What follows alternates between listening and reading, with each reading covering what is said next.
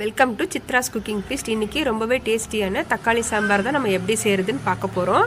இந்த சாம்பார் பார்த்தீங்கன்னா சாதத்துக்கு, இட்லி, தோசைக்கு வச்சு சாப்பிடும்போது டேஸ்ட் செமையாக இருக்கும். நம்ம சேனலில் பார்த்தீங்கன்னா ஏற்கனவே நிறைய டிஃபன் வெரைட்டிஸ் சாம்பார் இருக்கும். உங்களுக்கு லிங்க் டிஸ்கிரிப்ஷனில் கொடுக்குறேன். உங்களுக்கு தேவைப்பட்டதுன்னா நீங்கள் அதுவும் செக் பண்ணி பார்த்துக்கோங்க. இந்த ரெசிபியை பார்க்குறதுக்கு முன்னாடி நம்ம சித்ராஸ் குக்கிங் ஃபீஸ்ட் சேனலை சப்ஸ்கிரைப் பண்ணாமல் இருந்தீங்கன்னா கண்டிப்பாக சப்ஸ்கிரைப் பண்ணிவிட்டு பாருங்கள். இப்போ வாங்க நம்ம வீடியோக்குள்ளே போகலாம். நம்ம இந்த சாம்பார் செய்கிறதுக்கு இப்போ ஒரு குக்கர் வச்சுருக்கேன். நம்ம குக்கரில் ரொம்பவே சுலபமாக நம்ம ஒரு 15 நிமிஷத்தில் நம்ம செய்யலாங்க. 100 கிராம் அளவுக்கு துவரம்பருப்பு நான் ஒரு தடவை வாஷ் பண்ணி ஊற வச்சுருந்தேன். இப்போ அந்த தண்ணியோடவே சேர்த்துக்கிட்டேன். ஒரு பெரிய வெங்காயம் ரஃப்பாக கட் பண்ணி சேர்த்துக்கிட்டேங்க. பூண்டு ஒரு 10 பல்லு சேர்த்துக்கலாம். காரத்துக்கு 3 பச்சை மிளகாய் உடச்சி சேர்த்துக்கிட்டேன். ஒரு கேரட்டு சின்னதாக கட் பண்ணி சேர்த்துக்கலாம். நம்ம இந்த சாம்பாருக்கு பார்த்தீங்கன்னா புளி சேர்க்க போகிறதில்ல, தக்காளி மட்டுமே சேர்த்து செய்ய போகிறோம். 3 மீடியம் சைஸ் தக்காளி பொடியாக கட் பண்ணி சேர்த்துக்கிட்டேன். ஒரு கைப்பிடி அளவுக்கு கருவேப்பிலை சேர்த்துக்கலாம். அரை டீஸ்பூன் அளவுக்கு சீரகம், கொஞ்சமாக நம்ம வெந்தயம் சேர்த்துக்கலாம். வெந்தயம் சேர்க்கும் போது ஃப்ளேவர் ரொம்பவே நல்லாயிருக்கும். ஒரு 1/4 டீஸ்பூன் அளவுக்கு மஞ்சத்தூள் சேர்த்துக்கலாம். வீட்டில் அரைச்ச சாம்பார் தூள் 1 டீஸ்பூன் சேர்த்துக்கலாங்க. கடைசியாக கொஞ்சம் கொத்தமல்லி சேர்த்துக்கலாம். நமக்கு அந்த பருப்பு வெந்து வரும்போது நமக்கு அந்த கொத்தமல்லியோடைய ஃப்ளேவர் ரொம்ப நல்லாயிருக்கும். நமக்கு இந்த தக்காளி சாம்பாருக்கு தேவையான அளவுக்கு தண்ணி சேர்த்துக்கலாம். கடைசியாக ஒரு பிஞ்ச் அளவுக்கு பெருங்காயத்தூள் சேர்த்துக்கலாம். இப்போ நம்ம க்ளோஸ் பண்ணி ஒரு 3 விசில் விட்டு நம்ம எடுத்துக்கலாம்.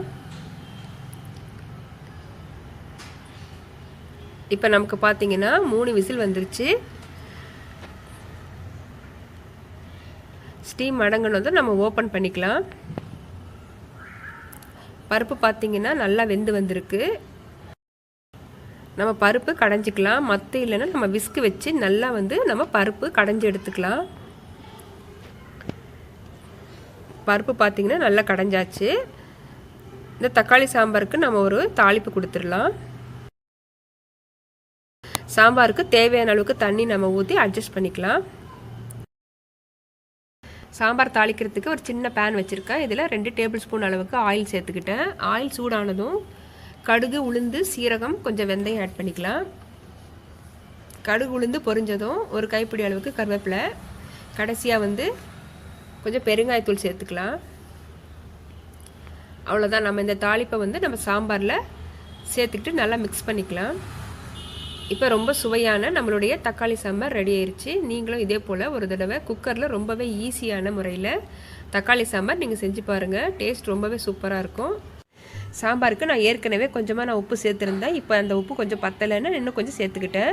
இந்த வீடியோ பார்த்தீங்கன்னா பிகினர்ஸ்க்கு ரொம்பவே யூஸ்ஃபுல்லாக இருக்கும். நம்ம எந்த வித காய்கறியும் அதிகமாக சேர்க்காம சிம்பிளான இன்க்ரீடியன்ஸ் வச்சு நம்ம குக்கரில் ரொம்பவே ஈஸியாக நம்ம தக்காளி சாம்பார் செய்து காட்டியிருக்கோம். இந்த வீடியோ உங்களுக்கு பிடிச்சிருக்கும்னு நினைக்கிறேன். இந்த வீடியோ பிடிச்சிருந்ததுன்னா வீடியோவுக்கு லைக் பண்ணுங்கள், ஷேர் பண்ணுங்கள்.